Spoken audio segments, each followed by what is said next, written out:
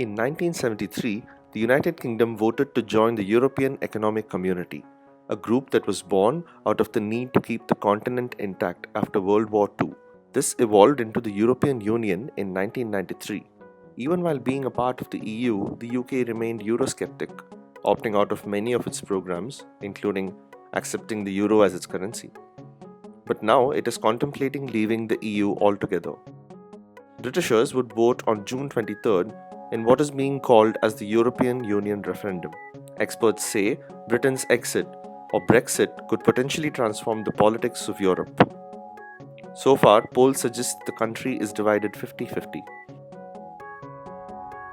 Those in the exit camp say leaving the EU means the UK can trade independently under its own laws with other nations like the USA, China, India, or other European countries. However, those who want to remain say Brexit could lead to an economic disaster for Britain, as nearly half of its trade is with the European countries. The Vote Leave campaigners argue that if the UK decides to leave, it will be able to create 100,000 more jobs by negotiating trade deals with countries individually.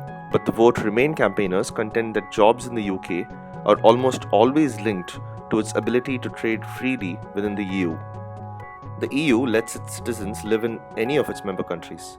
Those who want the UK to leave argue that it can never control immigration until it leaves the EU. On the other hand, those who want Britain to stay in the EU argue that leaving will not stop or even reduce immigration to the UK.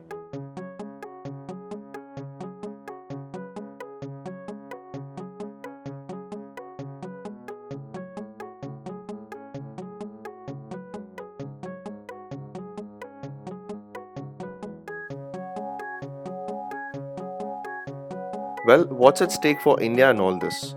So far, India has refrained from officially commenting on the EU membership referendum. The Indian industry in the UK is thriving. There are 800 Indian companies in the country. There is also a strong 3 million diaspora of Indian origin UK citizens and a large moving population of students, working professionals, and tourists. So, a lot remains to be seen for India as well from the outcome of this referendum.